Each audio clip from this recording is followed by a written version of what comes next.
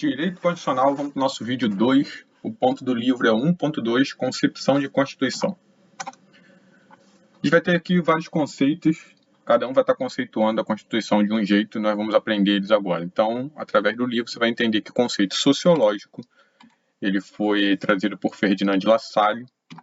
E o que ele diz? Ele diz que a Constituição é a soma dos fatores reais de poder. Essas frases são bem marcantes, tá? Então, você vai ler ela, vai saber que é de Ferdinand de Lassalle, que é sociológica, da sociedade, sociologicamente falando, né? Então, a Constituição escrita, ela não passava de uma mera folha de papel. O que ele quer dizer com isso? Agora nós vamos para a explicação, vai ficar mais fácil. Para que uma norma tenha realmente o seu conteúdo constitucional, para seja uma norma constitucional, ou seja, da Constituição, ela tem que ter a soma dos fatores reais de poder. Senão, ela é uma meras palavras numa folha de papel. Como é que a gente vai entender isso? Vamos lá. Artigo 7º, que é o exemplo clássico, né? Artigo 7º da nossa Constituição, que diz: são direitos do trabalhador urbanos e rurais, além de outros, que visam a melhoria da condição social. Aí vamos para o inciso 4 ali. Salário mínimo fixado em lei nacional, unificado, capaz de atender às suas necessidades vitais. Então, o salário mínimo ele tem que atender, segundo está na Constituição, ele tem que atender às necessidades vitais, básicas, da pessoa e da família, como que? Vamos lá, moradia, alimentação, educação, saúde, lazer, vestuário, higiene, transporte, previdência social. E tem que ter reajuste periódico, enfim. Isso aqui é o que o salário mínimo deve prover para uma pessoa. O salário mínimo hoje, ele consegue entregar isso para uma pessoa que ganha um salário mínimo, ela consegue ter tudo isso pagando ali com o seu dinheiro, com o seu salário? Não, né? Então, o que ele está querendo dizer aqui? Por que não consegue? Porque tem forças políticas e econômicas, tá? Forças políticas que não fazem as coisas acontecerem, que não entregam isso, e econômico, o país, por mais que queira, não tem, a economia não permite fazer isso. São duas forças aí, políticas e econômicas, que não permitem realizar essa previsão constitucional. Então, como existem essas forças que não estão permitindo, a gente vai caminhar para tentar, mas entende aqui? Que são as somas dos fatores reais de poder. Isso aqui são fatores reais de poder. A política, a economia.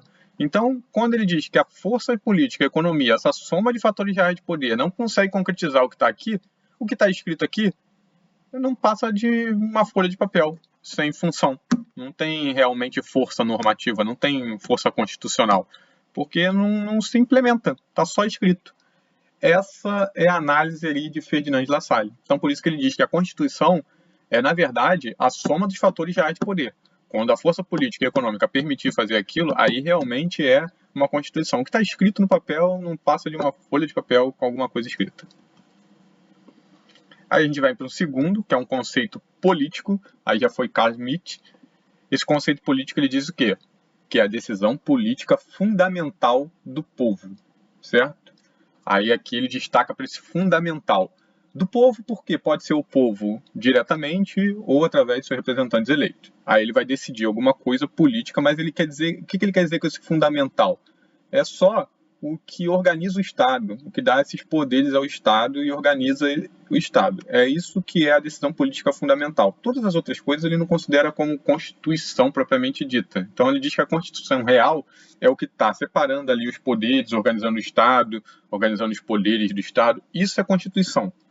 Fora isso, tem alguma coisa na Constituição, mas que não é organizando os poderes do Estado e como é que vai ser essa divisão no Estado em si, desses poderes e tal, ele diz que até está lá, mas são decisões políticas secundárias. Então ela não é Constituição propriamente dita, ela é meramente uma lei constitucional, entendeu? Então o conceito político, Carl Schmitt, ele vai dizer que é o que é fundamental, o que está decidindo a organização desse Estado. Fora isso, pode até estar na Constituição, mas não é materialmente constitucional. É uma mera lei constitucional.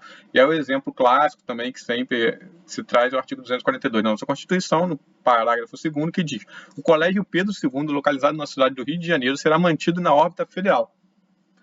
Assim, é uma lei, está dizendo, mas isso é a organização do Estado em si, separação de poderes e tal? Não. Então, como está na Constituição, é uma mera lei constitucional, mas não é uma decisão política fundamental do povo, não é norma constitucional real, entendeu? Ele faz essa divisão, Carl Schmitt. E a gente tem aqui o conceito jurídico. O conceito jurídico trazido com Hans Kelsen, bem conhecido também. Ele diz que a norma jurídica fundamental, até aí a gente está vendo, né? Mas ela é suprema de um Estado.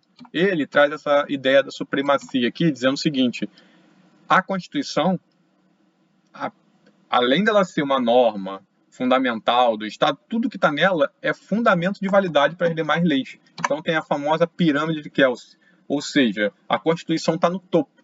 Todas as outras normas têm que respeitar, não pode bater de frente com a Constituição. Por isso que ele bota aí o suprema de um Estado, é a supremacia do Estado. Qualquer norma que bata de frente com a Constituição, uma legislação, costume, regulamento, decisões judiciais, bateu de frente com a Constituição, ela vai perder. A Constituição é que tem o fundamento de validade, a força, e ela que vai dizer se aquilo é válido ou não. Então não pode contrariar a Constituição, por isso que ela é suprema. Isso para Hans Kelsen. Ele entendeu dessa forma, ele conceituou a Constituição dessa forma, certo? E a gente vem aqui para o que a gente já andou falando, que é o conceito pós-positivista, neoconstitucionalismo, do novo lá. Esse é Konrad Hess.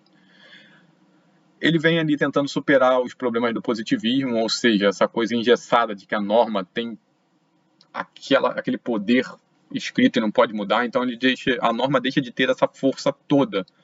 E ela deixa de ser fechada. Ela continua tendo força, ela é o norte, mas ela precisa ser interpretada, lembra?